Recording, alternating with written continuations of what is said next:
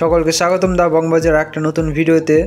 তো এখন বাজে সকাল 7:45 আর আমি বেরিয়ে পড়েছি, সোজা যাচ্ছি অর্ণবদার বাড়িতে। আজকে দুজনে মিলে এক জায়গায় যাওয়ার প্ল্যান আছে। কোথায় যাচ্ছি সেটা আশা করি দেখাবো না, জাস্ট গেস করো, একটা এক্সপিডিশনে যাচ্ছি জাস্ট। তো এখন অর্ণবদার বাড়ি থেকে বেরিয়ে পড়েছি আমরা দুজন, আর আমি অর্ণবদার গাড়িতেই যাচ্ছি। আমার গাড়িটা রেখে দিয়েছি, দিয়ে অর্ণবদার গাড়ি থেকে করে স্টেশনে গিয়ে ট্রেন করে যাব। তো এই কুয়াশা ভরা রাস্তার মধ্যে সকালে ফাঁকা রাস্তা, আর আমরা দুজন বেরিয়ে পড়েছি দিগন্তের উদ্দেশ্যে।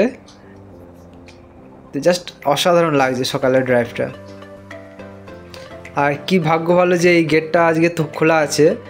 আর দেখো তো চিনতে পারো নাকি কোন গেট এটা, চিনতে পারলে অবশ্যই কমেন্টে জানাও। এই গেটটা কিন্তু সচরাচর খোলা থাকে না। এখন গাড়ি রেখে দিয়েছে অর্ণবদা, আর আমরাও যাবো। এই জিনিসটা অনেক দিন পর চোখে পড়লো, সচরাচরটা দেখা যায় না। তোমরা জানো নাকি একবার কমেন্ট করে জানাও কি, তারপর আমি অ্যান্সারটা দিচ্ছি। তো এখন আমরা ওয়েট করে আছি ট্রেনের জন্য, আর অনেকক্ষণই এসেছি। ট্রেনে এখনও প্রায় 20 মিনিট মতো বাকি আছে। তো দেখি কখন ট্রেনটা আসে।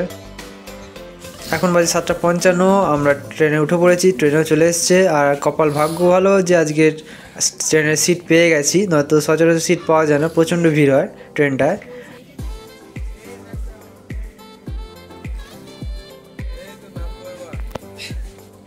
সাইডে এখানে দিয়ে নতুন প্ল্যাটফর্মে কনস্ট্রাকশন চলছে এখন জোর কদমে। আমার মনে হয় খুব শীঘ্রই এই স্টেশনটা একটা জংশনে পরিণত হবে, কারণ এতটাই পপুলার স্টেশন হয়ে দাঁড়িয়েছে এটা। তো এখন ট্রেন ছেড়ে দিয়েছে, আর আমরাও এগিয়ে পড়েছি আমাদের গন্তব্যের উদ্দেশ্যে। পৌঁছতে প্রায় 1.5 থেকে 2 ঘন্টা লাগবে, 1.5 ঘন্টা তো মিনিমাম।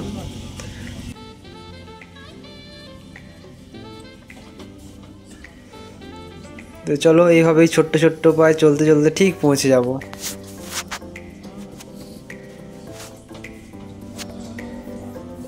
সকালবেলার ভিউটা জাস্ট অসাধারণ লাগছে। আর অনেক দিন পর ছুটি পেলাম, অনেক দিন পর ছুটি নিলাম, বেরিয়ে পড়েছি। সেই একঘেয়েমি জীবন, ল্যাব, ফাঁকা মাঠ, সব গাছপালাকে পেছনে ফেলে আমরা এগিয়ে পড়েছি একটা নতুন নয়, পুরনো এক্সপিডিশনের জন্য। তো ট্রেন আমাদের ক্রমশ দ্রুত গতিতে এগিয়ে যাচ্ছে। আর এই সাইডে মাঠগুলোতে মনে হচ্ছে রিসেন্টলি ধান কাটা হয়েছে, এখনও আলুর চাষ করা হয়নি। আর দূরে দেখতে পাচ্ছ কত কুয়াশা হয়ে আছে। তো ট্রেন আমাদের স্টেশনে পৌঁছে দিয়েছে, আমাদের গন্তব্য স্টেশনে। আর স্টেশনটা জাস্ট নতুন তৈরি হচ্ছে, তাই দেখতে পাচ্ছ একদম পুরো রাস্তার ধারে স্টেশন। টোটোগুলো পুরো রাস্তার ধারেই দাঁড়িয়ে আছে, কারণ এটা একটা প্রান্তিক স্টেশন বলা যেতে পারে। আগে এই জায়গাটায় রেলপথ ছিল না, নতুন করে রেলপথটা স্থাপিত হয়েছে। অনেকটা পূর্ব দিকের রাস্তা। তো জাস্ট এটা একটা ন্যারো গেজ লাইন, এর ওপর ট্রেন চলছে। আর এইসব স্টেশনে এখন একটা ট্রেন গেল, আবার নেক্সট ট্রেন হচ্ছে দুপুর 2টো, মানে 10টা থেকে 2টোর মধ্যে কোনো ট্রেন নেই। ট্রেনটাও ছেড়ে দিল।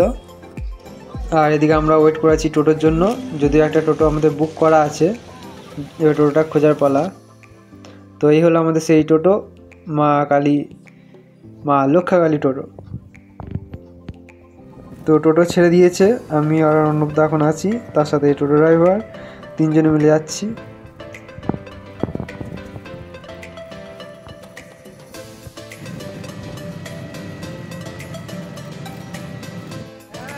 এই সাইডের জায়গাগুলো প্রচুর বন জঙ্গল ছিল আগে, এখন যদিও সেগুলো সব কেটে এখন চাষ করছে, বসবাস স্থাপন হয়েছে।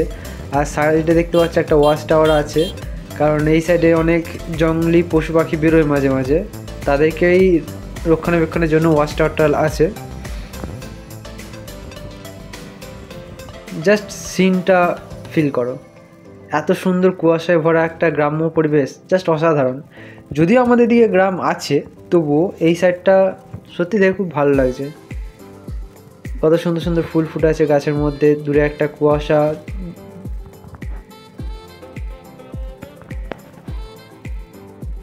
আর সেই সবগুলোকে পার করে আমরা এগিয়ে চলছি আমাদের গন্তব্যের দিকে।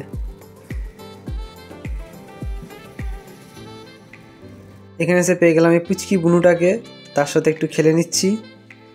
আর স্মৃতি হয়ে রয়ে গেল ভিডিওর মধ্যে, ওর ছোটোবেলা। তো আমরা আমাদের কাজকর্ম শেষ করে এখন চলে এসেছি স্টেশনে ট্রেন ধরবো বলে। আর স্টেশনটা দেখতেই পাচ্ছ মানে সবে নতুন শুরু হয়েছে, একটাই line, narrow gauge single line. আর এইখানে সেই ট্রেনও আসে দিনে হয়তো 4-5 বার। তো এখন আমাদের এক্সপ্রেশন শেষ, এবার বাড়ি যাওয়ার পালা। রোদ দাঁড়িয়ে আছি, ট্রেন আসতে দেরি আছে এখনও, তো যাবো একটু পরই, ট্রেনটা আসুক। যেতে প্রায় 2 ঘন্টা লেগে যাবে। আর এদিকে ট্রেনের অপেক্ষায় সবাই বসে আছে ফাঁকা জায়গাতে, আমিও তাই বসে পড়েছি ছোট্ট পাঁচিলটার ওপর। আর এই সাইডে অর্ণবদা ফোনে একটু দরকারি কথা বলে নিচ্ছে, আবার কবে আসা হবে জানি না। তাই সময় চলে এসছে জায়গাটাকে বিদায় জানানোর।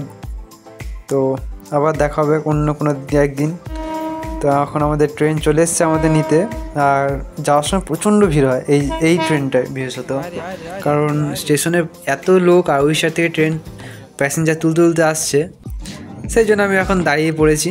আর যাক, অনেক কষ্ট করে বসা একটা জায়গা পেলাম। আর এই সাইডে সমস্ত স্টেশনগুলো দেখতে পাচ্ছ মানে সবেমাত্র তৈরি হচ্ছে, সেই জন্য অতটা ওয়েল ডেকোরেটেড নেই। আর তাছাড়া জাস্ট রাস্তার ধারে একদম বন জঙ্গলের ধারে স্টেশনগুলো সব পড়ে আছে। ট্রেন ছেড়ে দিল এই স্টেশনটা থেকেও। বিশেষত এই এরিয়াগুলো সম্পূর্ণ গ্রামীণ এরিয়া।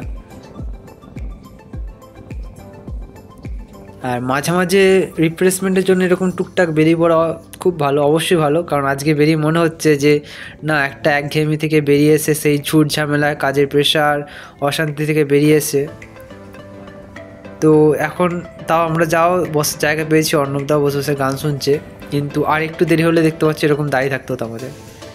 আর এদিকে ট্রেন চলছে, প্রচণ্ড হাওয়া দিচ্ছে, ঠান্ডাও লাগছে প্রচণ্ড। যাক, শেষ পর্যন্ত আমরা আমাদের স্টেশনে পৌঁছে গেছি যেখানে উঠেছিলাম। আর এদিকে অর্ণবদা গাড়ি নিয়ে চলেও এসছে।